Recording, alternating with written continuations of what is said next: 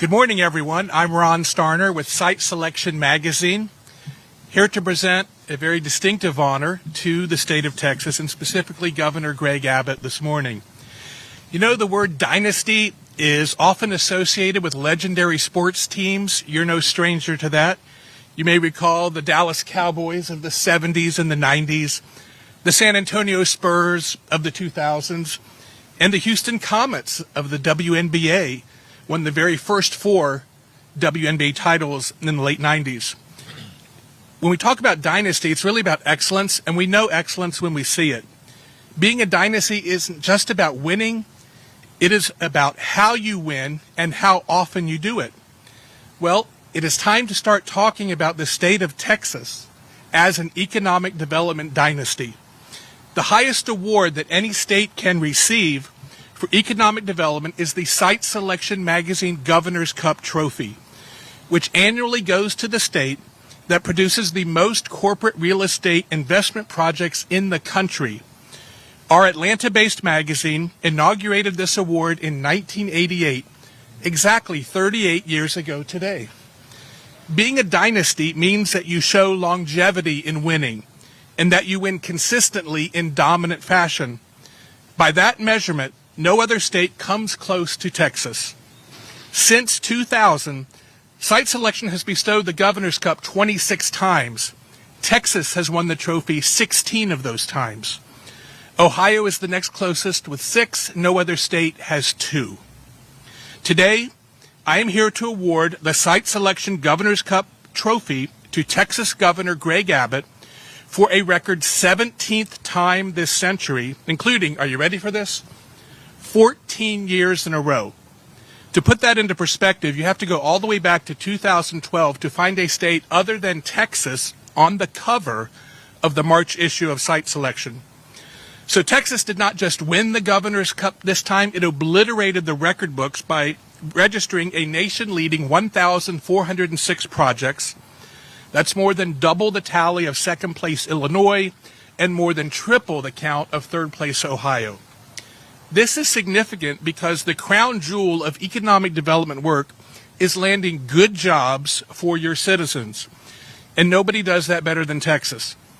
It's also significant because corporate executives and site consultants worldwide rely on our magazine, Site Selection, for timely news and data on corporate site selection trends and activity. So we've been at this for 72 years. It is why our nickname in economic development is the Bible of Corporate Site Selection.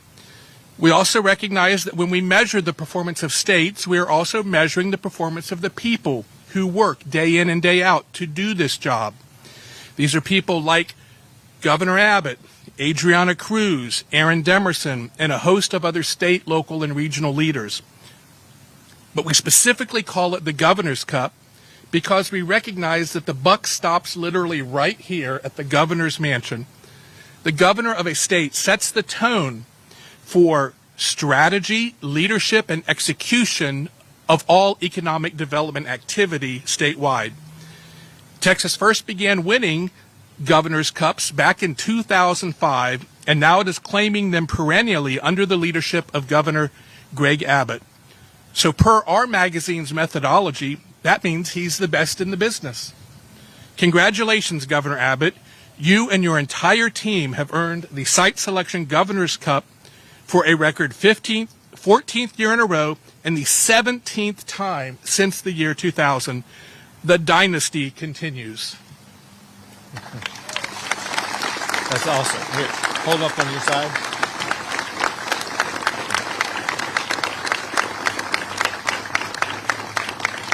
That's awesome. Thank you.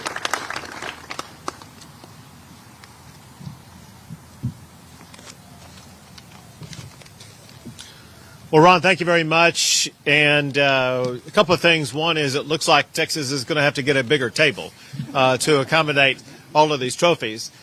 For another, I think this is the first time you and I have met, but you tapped into my brain quite well by coming up with a sports metaphor about the dynasty that Texas has.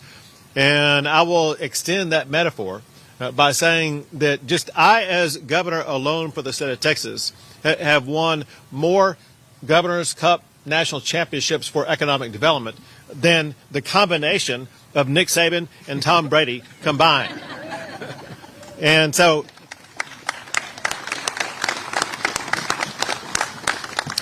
I need to be the one in that duck commercial that Nick Saban is in, but one of these days. On behalf of the state of Texas, we're proud to have you here. I want to let you know that one reason why Texas continues to win these is because we have weather like this every single day that attracts people to the state. But more so than that, we, as you point out, have the best team in America. And that team is broad and substantial, and I want to recount just a little bit of it real quick. Obviously, we have with us what would be our national and international ambassador behind me, and that is the Texas Secretary of State, Jane Nelson. But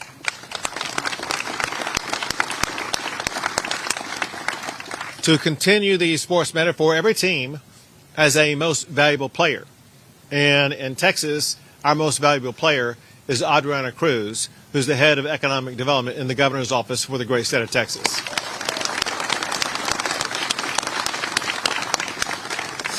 But she knows that she has a team filled with great teammates, probably nobody else more important to ensure that Texas remains first and foremost among states across the entire world, and that is the head of the Texas Economic Development Corporation, Aaron Demerson.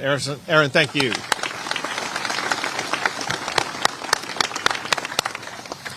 And also want to thank the Texas Workforce Commission. Listen, the Texas Workforce Commission, they provide so much assistance and guidance to employers who are currently here, as well as those who are seeking to come here, ensuring that Texas is going to provide the skilled workforce that our employers demand. In turn, that leads to good paying jobs for more Texans. And it is very helpful to have the Texas Workforce Commission, as well as, very importantly, all the people who are standing on the steps behind me. It's a combination of two groups. One is the group of professionals across the state of Texas, literally from West Texas to East Texas to North Texas to South Texas, and many parts in between. These local economic development teams may be the difference maker in Texas that differentiates us from other states. The fact of the matter is, on a daily and weekly basis, our local economic development teams and leaders, they are working to compete against other communities in Texas, compete against other states, and sometimes even compete against other countries. And when we have so many of those robust local economic development teams working alongside the state of Texas, that just is wind at our back to ensure we will be leading in projects now and going forward. Speaking of projects, this is not 14 and done for the state of Texas. We no doubt are on track to be in a very meaningful position this coming year. Texas, as we speak right now, has well over 400 projects in the queue. They're economic development projects that we have a great chance of landing over the course of the next 12 months, and ensuring that Texas should be on a pathway to once again ranking #1 in the United States of America. And then, very importantly, are the businesses who make decisions to either come to the state of Texas or who are already here, who make the decision to invest more in the state of Texas. Regardless, what they have found is that the state of Texas offers the best platform for them to be able to achieve. Let me outline some of those aspects and connect with one of the most important. Because of these businesses, because of what we've done economically, Texas ranks #1 in the United States for the most new jobs, #1 for the most new economic development projects, #1 in the United States for the most capital investment. Texas ranks #1 for the value of goods produced. We rank #1 for the most new corporate headquarter relocations. During my time as governor, there have been more than 300 of those corporate headquarter relocations to the state of Texas. But very importantly, Texas also ranks #1 as the best business climate. Let me underscore that for a moment. It's that business climate that businesses look to when they want to make a decision about where they should locate. They need to know that the climate they're going into is not a climate that's hostile, that's going to be imposing more taxes and regulations and make it more difficult to operate. They want to go to a climate that's business friendly. And Texas has clearly established the most business friendly climate of any state in the United States. And just as important as me talking about, let's say, Fortune 500 company headquarters that are moving here, the fact of the matter is that more than 98% of all businesses in our state are small businesses. And we work every day trying to find ways to assist and aid and support our small businesses in the state, knowing that they are the backbone of the Texas economy. And when you look at what these businesses have done for our state, they've ensured ongoing prosperity for literally decades to come.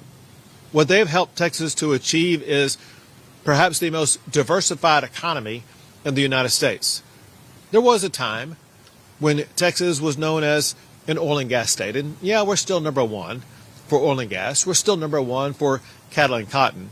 But if you look at the careful work that we've put in, creating a master plan for the future of the state of Texas, you can see that we are on a trajectory to ensure our economic diversification is going to inoculate us in good times as well as in bad times, to ensure our economy is still going to grow, still create new jobs, create prosperity opportunities for Texans going forward. As just some examples, Texas ranks number one for the most employees working in the finance sector. That's why it was just natural for Texas and in particular Dallas to be now what seems to be the leading location in the United States for stock exchanges. It's the location for the new Texas Stock Exchange. And when the New York Stock Exchange and NASDAQ Stock Exchange realized that Texas has its own stock exchange, and when they realized that most of their listings are right here in the state of Texas, they realized they needed to set up regional headquarters in Texas where they would be doing trading from right here in the state of Texas. And this is something that's just going to accelerate, knowing that those stock exchanges I just mentioned are operating in a city that's now run by a communist, whereas Texas, to the contrary, is the most capitalistic state in the United States of America. Being that we're number one for capital investment, it just makes sense that Texas is going to be number one in the United States of America for capital markets like stock exchanges. We also lead the nation already in technology as well as exports of technology. Texas ranks number one in the United States for semiconductor manufacturing and semiconductor exports. And when you look at where we are going forward, Texas is the fastest growing economy in the United States of America for space as well as for artificial intelligence. Those are two of the key drivers of global economics going out 1, 2, 3, and 4, 5 decades. Texas is the best positioned state for all of those, especially when you take into consideration that everything that's being built in the United States of America depends upon one source of power, and that is electricity. Texas also happens to rank number one in the United States for electricity generation, so much so, Texas produces more electrical generation than the second and third states combined. There is no state that's better designed or better positioned than the state of Texas economically now and going forward. And so the dominance that you're talking about, the dynasty that you're talking about, Texas is well positioned to ensure that dynasty continues for generations to come in the state of Texas. But again, the success we have achieved today would not exist without the people behind me and their peers across the state who work with us to ensure Texas remains the best state in America to do business. Thank you all very much.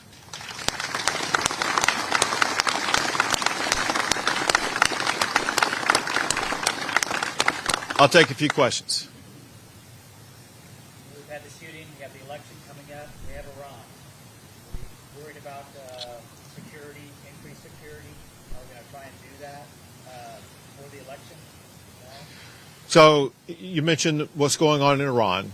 And what I did immediately, hours after the attack took place, I made an announcement that the Texas Department of Public Safety and the Texas National Guard have already been deployed to ensure that strategies are underway to make sure that we're going to be able to deal with any terroristic concerns or invasions or attacks or whatever, whether it be to public safety or to the election process.